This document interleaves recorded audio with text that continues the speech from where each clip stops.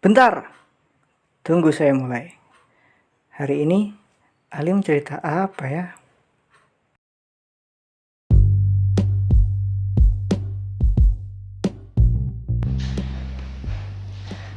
Dengan Ibu Tri Agustina. Ya, Oke. Biasa dipanggil Bu siapa, Bu? Putri ya. Bu Tria. Assalamualaikum Bu Tria. Ya, waalaikumsalam. Oke, Bu Tria di sini sebagai apa, Bu? Kalau saya itu SK-nya epidemiolog kesehatan. Jadi tukang memantau penyakit-penyakit yang ada di wilayah Sabtosari ini. Boleh dikerasin dikit Bu volumenya, Bu. Biar masuk nanti. Nah, ini di depan tuh ada P2. P2 pemberantasan penyakit. Oh, P2 itu pemberantasan. Pengendalian dan pemberantasan sebenarnya. Kan P2 itu ada dibagi jadi 3 seksi sebenarnya. P2 PTM dan zoonosis, P2 PM dan surveillance, imunisasi, terus pengendalian penyakitnya itu sendiri. Itu kalau di Dinas Kesehatan Gunung Kidul seperti itu. Memang untuk P2 itu dari beberapa instansi yang lain, kesehatan yang lain itu memang ada beberapa sendiri-sendiri lah, ada yang P2 plus keslin dan lain sebagainya, tapi untuk khusus Gunung Kidul untuk P2 sendiri membawai 3 itu. Gitu. Terus Dan di sini udah berapa lama, Bu, dinas di P2? kalau di Sabtosari saya masih baru 3 tahun. Sebelumnya saya di Puskesmas Wonosari 1 itu 10 tahun setengah lah, sekitar itu. Wah, lumayan lama juga. Jadi di sini sudah 3 tahun ya, Bu? 3 tahun. Nah, kemarin juga kalau nggak salah Ibu habis mengisi di sosialisasi demam berdarah gitu ya, Bu? Iya. Dan sebenarnya bagaimana sih, Bu, fenomena yang terjadi di sini? Kemarin mengisi di Desa Ngeloro ya? Karena kalau Ngeloro sendiri ya itu tuh sekilas saya melihat itu memang dari kesadaran masyarakatnya sendiri itu agak kurang, khususnya untuk PSN ya, pemberantasan sarang nyamuknya itu mereka masih sangat, kesadarannya sangat rendah lah menurut saya.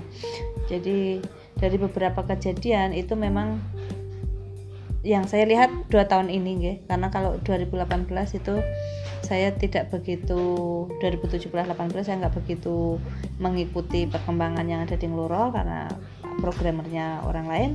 Tapi khusus untuk 2019-2020 itu kejadiannya itu hanya di 2 tempat itu, Pule dan Karangnongko. Pule dan Karangnongko. Dengan ketambahan kemarin yang di bulan ini itu ada tambah yang di Ngeloro ya, Ngeloro RT2 itu. Jadi ada beberapa kejadian ya tempatnya ya di situ-situ saja itu untuk itu. Dan pas tanggal berapa kita berkunjung ke sana untuk melihat gerakan masyarakat khususnya untuk PSN itu hari Jumat tanggal 17 kalau nggak salah kan, bersama dengan TRC kecamatan itu yang dipimpin oleh Pak Camat sendiri langsung. Itu kita bisa melihat memang ada gerakan masyarakat, tapi hanya sekilas di depan balai dusun dan jalur sampai di tempat yang penderita terakhir, hanya itu saja. Tapi setelah kita melihat sampai masuk yang di penderita sebelumnya, atau pas waktu itu ada penderita yang masih opnam di RS itu, ternyata di situ banyak sekali jentik-jentik yang ada di situ. Itu tidak hanya di dalam rumah tapi juga di luar rumah. Kesadaran masyarakat untuk membersihkan lingkungan rumah itu memang masih cukup rendah saya lihat. Dari mana kemarin yang kita banyak menemukan tempat-tempat yang di lingkungan itu, contohnya tempat minum ayam seperti itu, tempat minum ayam, atau juga kalau di desa itu kan ada yang biasa untuk menajamkan alat-alat pertanian ngasah, mereka gitu untuk ngasah itu. Nah itu sampingnya itu kan mesti ada air di ember kecil atau mungkin di apalah itu banyak juga di situ. Terus yang miris sekali itu ya tempatnya itu kan tahu sendiri toh, yang di Pule itu RT 6 seperti itu, banyak sekali tumbuhan-tumbuhan, apa istilahnya, rimbun, terus di bawahnya itu ada genangan-genangan air yang itu di tanah sebenarnya, dan tanahnya ternyata tidak bisa menyerap. Lah, genangan air karena kita hujannya itu tidak setiap hari ada, jadi itu pun juga jadi tempat perkembangbiakan nyamuk di situ. Dan di genangan yang hanya sedikit airnya itu kemarin ternyata jentiknya cukup lumayan banyak sekali. Nah, ini tadi juga habis di fogging dari sana, karena sebelum kemarin di fogging, sebelum ada penambahan kasus lagi, itu Pak Lurah dan masyarakat menginginkan di fogging, tapi kan kita fogging itu ada aturan mainnya dari peraturan bupati itu sendiri kan, dengan syarat ada penularan dalam radius 100 meter dan angka bebas jentik di bawah 95%. Nah, kalau dari angka bebas jentik sudah pasti bisa masuk, cuman penularannya yang kemarin itu kan lebih dari 100 meter, dan selain itu juga jarak antara penderita pertama dengan penderita yang lebih dari 100 meter itu jaraknya sudah melebihi 2 kali masa inkubasi, karena kita dalam pengendalian penyakit itu ketika ada penyakit-penyakit tertentu, kita istilahnya pemantauan wilayah setempat di sekitar penderita itu 2 kali masa inkubasi. Masa inkubasi sendiri berapa lama? Masa inkubasinya untuk DBD itu kan sekitar sampai 14 hari, 14 hari dikali 2 berarti kan 28 hari. 28 hari. Yang penderita pertama itu di RT 6 itu sudah dimulai dari akhir bulan November, dan itu kan PBS-nya berakhir di bulan Desember kan. Terus Januari yang ada lagi, Januari kan sudah melewati itu, dan radiusnya ya 100 meter lebih dikit lah gitu. Oke. Dan kalau demam berdarah ini kan disebabkan oleh nyamuk ya. Itu nyamuk apa saja atau ada nyamuk tertentu? Kan sebenarnya virus ya itu yang menyebabkan demam berdarah sendiri, itu kan virus yang dibawa oleh nyamuk. Iya. Dan jadi sebenarnya untuk nyamuk demam berdarah itu kan ada yang di dalam rumah dan ada di luar rumah kan. Itu beda jenis nyamuknya? Mirip sebenarnya, tapi namanya sebutannya berbeda. Jadi gitu. Saya agak lupa namanya, Aedes aegypti, dan yang di kebun itu Aedes albopicus atau apa itu kalau nggak salah. Itu jadi kalau yang Aedes aegypti itu biasanya di dalam rumah, di lingkungan rumah gitu. Tapi kalau yang di kebun itu ada yang bisa menyebabkan pembawa itu namanya Aedes albopicus kalau nggak salah itu. Dan itu lebih sering di musim hujan, kayak sekarang ini kan musim hujan ya, ada suara ini barusan hujan terjadi. Itu kalau nggak musim hujan bisa terjadi juga. Bisa terjadi asal selama ada tampungan air jernih kan, itu malah di tampungan air jernih kan. Itu jadi ya tetap bisa saja, karena itu terjadi di beberapa bulan, sepanjang bulan itu ada. Jadi tidak melihat hanya di musim penghujan, tapi di setiap bulan hampir ada. Oke. Dan tadi kan Ibu sampaikan kalau di air bersih biasanya malah nyamuk-nyamuk penyebab demam berdarah itu. Sebenarnya habitatnya itu biasanya di apa aja sih Bu, yang paling sering untuk berkembang biak nyamuk jenis ini? Yang penting di air jernih, entah itu di luar rumah, entah itu di dalam rumah, asal ada air jernih itu dia bisa pakai untuk hidup. Misal ada vas bunga, vas gitu bunga bisa, tempat minum burung bisa. Terus di itu pot-pot bunga yang sudah tidak bisa menyerap air itu juga bisa. Di mungkin ada anak-anak yang habis makan terus dibuang sembarangan, nah ada itu bisa untuk nampung air, itu juga bisa. Ini kalau saya lihat dari data tahun kemarin ya 2019 itu setiap bulan itu ada kasusnya. Setiap bulan berarti itu bahkan di luar musim hujan. Di luar musim hujan pun tetap ada. Berarti memang tiap saat harus waspada. Iya, jadi kan kalau itu harus seminggu sekali kan, seminggu sekali mereka harusnya rajin untuk membersihkan, yaitu baik di dalam maupun di luar rumah. Kadang yang kayak yang kemarin saya lihat di tempat lain itu di dalam bersih sih, lumayan bersih, cuman di luar ada ban bekas itu kan, itu bisa buat menggenang juga, seperti itu. Oke, dan ada hal yang menarik lagi kemarin waktu sosialisasi itu kan ada disampaikan kalau telurnya itu sangat kuat ya, telur nyamuknya ini. Bahkan kalau airnya kering pun dia tetap hidup ya. Iya. Nah ini mungkin juga banyak masyarakat yang kurang tahu kali ya. Saya juga itu hal baru buat saya. Saya kira itu misalnya ada genangan air atau tempat minum, kita udah habiskan airnya, lalu kita jemur di matahari sampai kering gitu. Saya kira itu udah aman gitu. Tapi itu ternyata kalau kena air lagi bisa hidup lagi. Bisa hidup lagi ya. Iya. Kan nyamuknya itu kan nyamuk Aedes aegypti itu dia bisa bertahan hidup beberapa periode ya. Itu jadi untuk nyamuk untuk yang gigit itu kan nyamuk betina. Karena kan dia dibutuhkan untuk proses reproduksinya. Proses reproduksinya itu.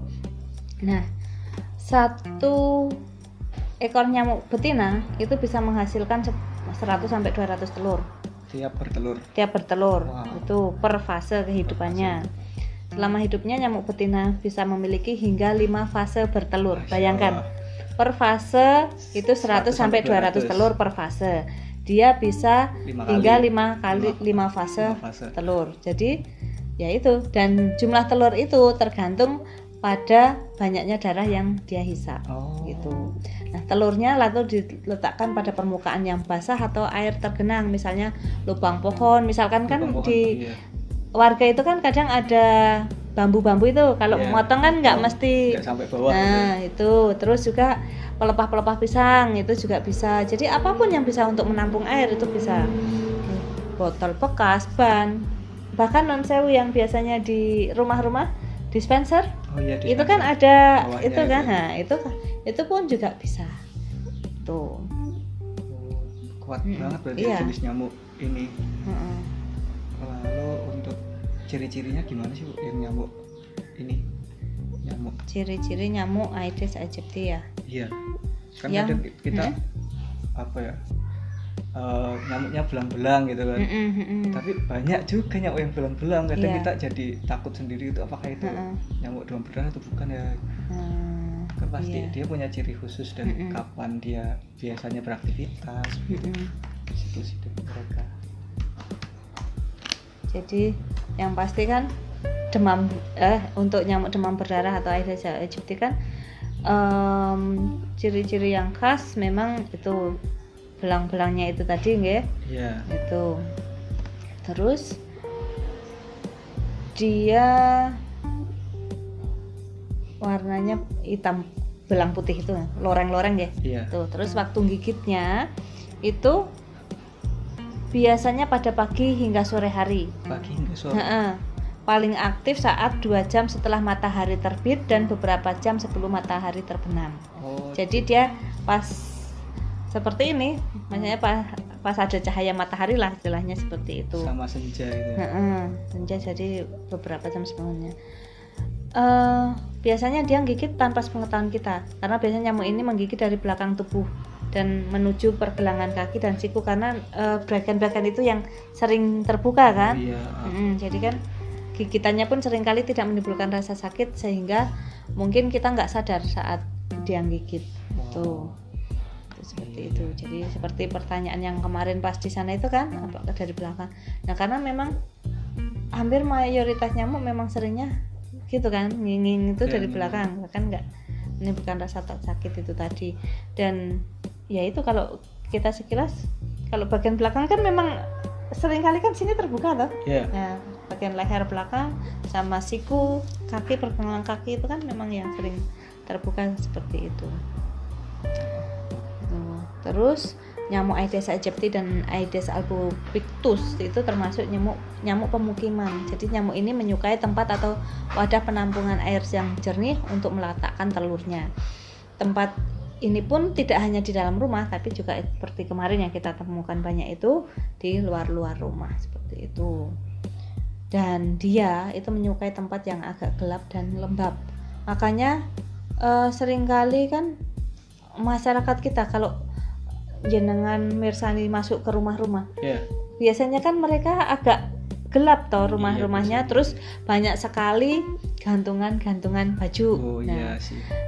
Biasanya gantungan-gantungan baju itu dia suka banget nempel di situ, apalagi yang sudah bau keringat kan. Ini nih biasanya anak-anak kosan juga kayak gitu, Bu. Pengalaman pribadi kan. Saya juga di kosan sering gantungin baju gitu biasanya. Ya itu. Berarti itu nggak baik ya, Bu? Iya. Ya dilipat atau dimasukin lemari tertutup gitu ya. Iya. Kalau enggak ya sekali pakai Dicuci sudah. Ya kadang ya masih males nyuci ya, lalu nanti lagi nyucinya. Biasanya kan kalau jentik-jentiknya ya dia telurnya kan biasanya di pinggiran-pinggiran agak ke atas ini ya. Terus kalau sudah jadi jentik dia geraknya naik turun gitu. Iya. Dan tadi biasanya aktifnya di masa remang-remang gitu ya, kayak pagi. Iya, jadi paling aktif sering antara 2 jam setelah matahari terbit sampai beberapa jam sebelum matahari terbenam. Kalau dulu kan katanya hanya sekitar pagi aja, ternyata sore juga. Kalau yang teorinya sih katanya seperti itu. Berarti malah bukan di malam hari gitu ya. Nah, ini nih yang kadang kita itu waspada nyamuk itu lebih banyaknya malam hari. Nah, kalau mau tidur baru nyalain obat nyamuk, mau tidur pakai lotion anti nyamuk. Padahal yang nyamuk ini malah aktivitasnya waktu kita beraktivitas juga. Waktu jadi pagi atau sore. Kita untuk pengamanan diri memang seharusnya kayak di iklan-iklan yang sudah disampaikan oleh pemerintah melalui TV itu kan juga lindungi itu dari anak mau keluar itu kan sudah dikasih lotion dan lain sebagainya seperti itu. Ya. Malahan kalau yang gigit waktu kita tidur nggak berbahaya, paling hanya gatel-gatel aja. Gitu. Ini. Ya itulah. Dan biasanya itu kalau nyamuk demam berdarah itu dia menghisap darah itu untuk kan proses reproduksinya nanti setelah menghisapnya 3 hari kemudian dia barulah bertelur seperti itu. Gitu. Lalu dari tadi kita kan membicarakan tentang demam berdarah, tapi sebenarnya seberapa bahaya sih, Bu, demam berdarah itu?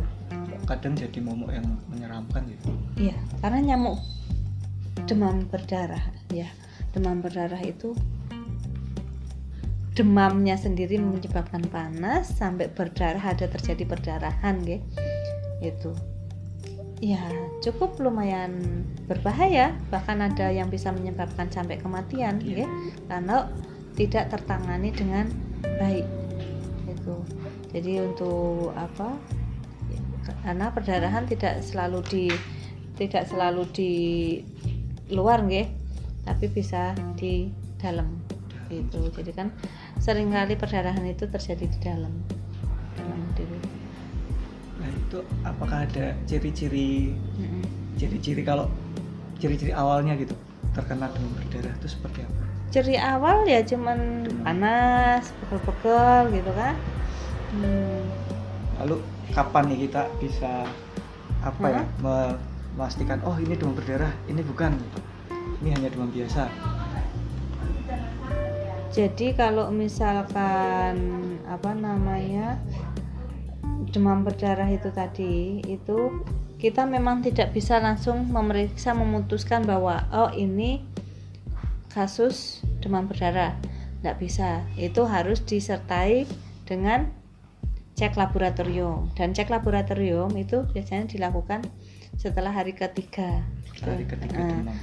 Untuk cek ada sih kita namanya NS1 itu semacam tes itu yang untuk mengetahui di situ ada virus demam berdarahnya atau tidak. Terus juga untuk bagaimana tanda-tanda ada perdarahan atau tidak, itu dengan ditandai penurunan trombosit dan peningkatan hematokrit seperti itu. Kalau seperti yang disebutkan sendiri kan yang udah di iklan-iklan TV segala macam kan udah untuk pengetahuan masyarakat, harusnya masyarakat pun juga tahu nggih. Jadi untuk demam berdarah sendiri dia seperti pelana kuda kan iya. gitu. Ada demam terus turun. Nah, padahal waktu turun ini fase kritis gitu ya. Nah, jadi setelah kita digigit nyamuk demam berdarah itu kita tidak bisa langsung mengetahui, okay? Jadi masa inkubasinya kan sekitar 3 sampai 14 hari dari digigit. Jadi ketika penggigit akan timbul tanda itu nanti setelah 3 sampai 14 hari. Tapi paling sering sih sekitar 4 sampai 7 hari sudah. Nah, makanya saya tadi bilang 2 kali masa inkubasi untuk pemantauan itu, okay?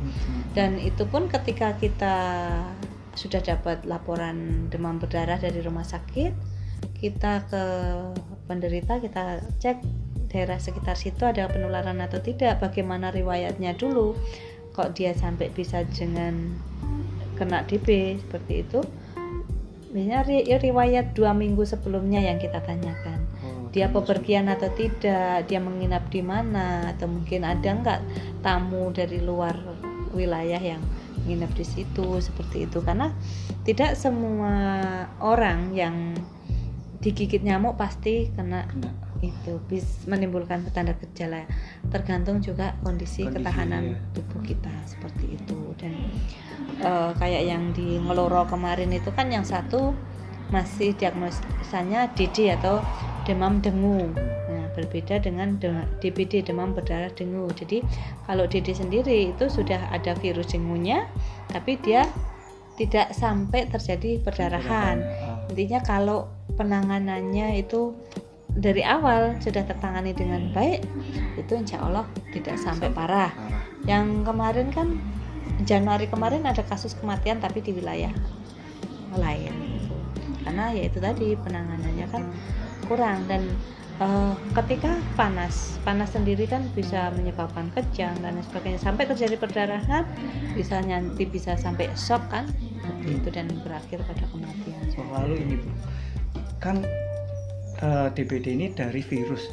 Virus kan berarti di dalam tubuh kan juga ada antivirus. Kadang juga kita berikan vaksin untuk menstimulasi antivirus. Nah, untuk DBD ini apakah ada vaksinnya? Kalau DBD sampai saat ini sih setahu saya tidak ada vaksinasi ya. Setahu saya kalau yang PD3I, penyakit dapat dicegah dengan imunisasi, itu yang ada baru apa coba, yang imunisasi dasar ya, dari imunisasi dasar hepatitis, BCG, polio, DPT, tetanus, terus campak, rubella, sama yang sekarang untuk wanita itu yang untuk HIV itu kan yang ada baru itu, sama kayak meningitis segala macam itu ya. Tapi kalau untuk DBD setahu saya sampai saat ini belum ada program pemerintah untuk vaksin DBD. Tapi saya pernah baca suatu sumber gitu, katanya ada vaksin untuk DBD, tapi emang itu bukan untuk umum gitu. Hanya kalau menginginkan bisa minta, dan biayanya pun cukup tinggi. Iya. Ya mungkin suatu saat nanti akan dikembangkan. Kayak dulu kan MR itu kan cukup mahal. Akhirnya kan dari tahun kemarin sudah dimulai MR. Begitu juga yang untuk vaksinasi hepatitis itu juga sudah, hepatitis yang HBsAg itu. Terus yang ini apa namanya, untuk HIV itu kan juga harganya sampai jutaan itu satu paket kan. Tapi sekarang sudah sudah diprogramkan oleh pemerintah untuk anak-anak SD yang wanita seperti itu. Siapa tahu dengan perkembangannya yang ke depan ya mungkin pemerintah mampu ya, siapa tahu. Iya. Saya pernah baca sumber itu katanya satu kali suntik vaksin DBD itu bisa 1 juta gitu. Dan itu pun butuh 3 kali suntik dengan jangka tiap tertentu. Suntiknya itu 6 bulan gitu. Nah, dan Dipakai itu 3 jutaan. Dan ternyata vaksinnya pun juga katanya sih masih memiliki banyak kekurangan, beberapa kekurangan lah seperti itu. Tapi ya mungkin dengan berkembangnya ilmu pengetahuan, ya nanti mungkin ada peneliti khusus nih, salah namanya itu Dengvaxia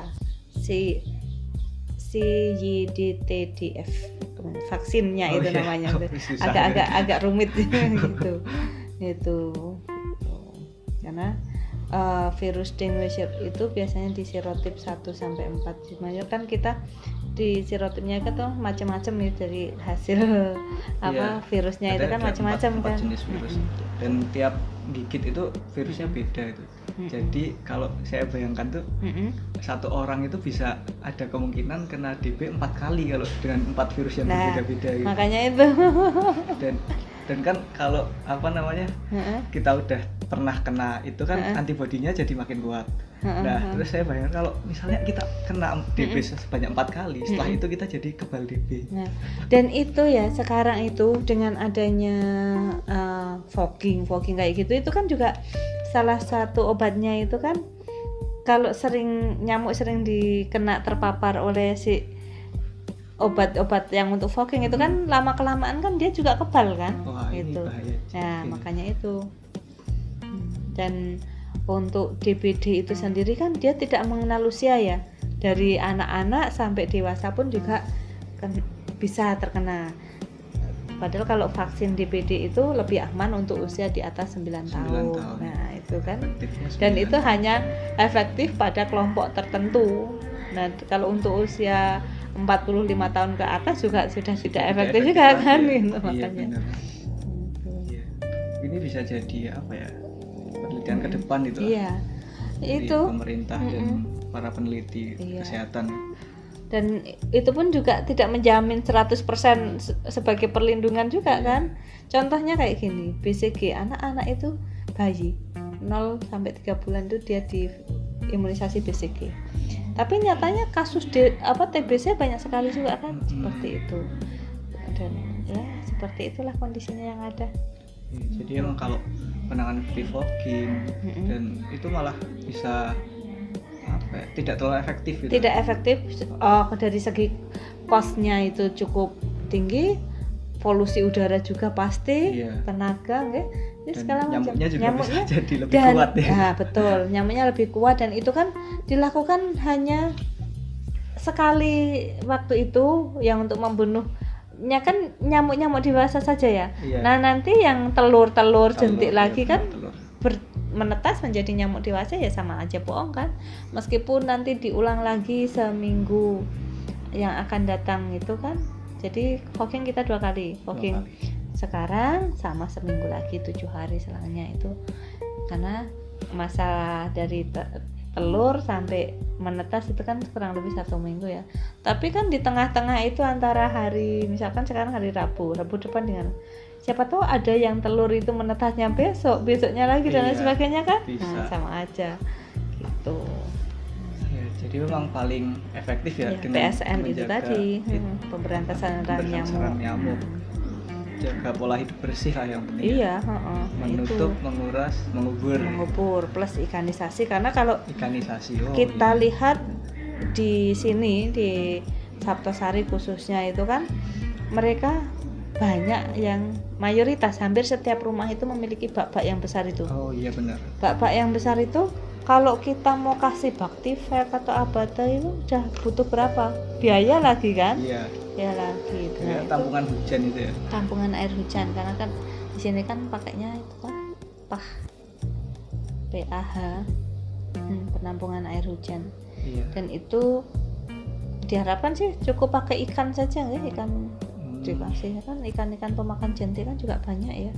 Tapi mungkin orang-orang mikir kalau ada ikannya nanti airnya amis gitu. Ya relatif sih ya. Itu yang jelas lebih efektif untuk memberantas jentiknya. Kalau dilihat amisnya ikan coba kalau kamu pernah melihat tampungan-tampungan yang ada. Jujur saya sendiri kalau disuguhin minum itu kadang mending sudah bawa dari rumah lah, katakanlah seperti itu. Karena apa? Kalau kamu melihat di tampungan-tampungan itu, dia tidak semuanya itu aman. Aman dalam arti aman dari debu, aman dari kotoran, aman dari mungkin ada belalang atau tikus yang masuk kan, seperti itu, mati di situ lah kan. Ayo, ngeri kan? Karena mereka pun untuk penampungan air hujan itu mereka tidak semuanya itu dalam kondisi yang aman gitu loh. Terlindung seperti itu, belum tentu semuanya itu terlindung. Hampir mayoritas saya bisa bilang 80 sampai 90% mungkin tidak aman itu tadi. Dan ya yang penting jaga kembali PSN ya, sama kayak yang penting PHBS itu tadi. Mungkin terakhir nih, apa satu pesan itu untuk masyarakat untuk menjaga jangan kena DBD lagi gitu. Ya, intinya kesadaran masyarakatnya sendiri, karena sehat itu milik kita sendiri, dari kita sendiri, ya toh. Kita sakit dari diri kita. Karena apa? Karena contohnya kalau untuk DBD, karena kita tidak mau menjaga kebersihan sendiri, tidak mau menjaga lingkungan kita sendiri dengan banyak gantungan, dengan tidak mengecek lingkungan rumah, pemberantasan sarang nyamuknya, kan kita sendiri kalau sakit yang merasakan. Okay? Otomatis kalau sakit kita sudah banyak mengeluarkan biaya, waktu, aktivitas kita terganggu, lingkungan luar pun juga terganggu karena mohon maaf mungkin ada yang jenguk dan lain sebagainya, otomatis mereka pun juga harus menambah biaya. Ya intinya kembali PSN, pemberantasan sarang nyamuk, dan itu seperti yang saya sampaikan kemarin di Balai Desa waktu penyuluhan itu, kita harapkan itu kesadaran setiap individu. Jadi untuk gerakan satu rumah satu Jumantik itu kan dari tiap rumah sendiri itu ada yang berkenan untuk menjaga keluarganya sendiri, mungkin seperti itu. Oke, baik. Terima kasih Bu Tria atas waktu dan sharing ilmunya. Semoga ini bisa bermanfaat untuk masyarakat luas nantinya. Amin. Ya. Sekali lagi terima kasih dan sampai jumpa lagi. Oke. Wassalamualaikum warahmatullahi wabarakatuh. Waalaikumsalam warahmatullahi wabarakatuh. Yap.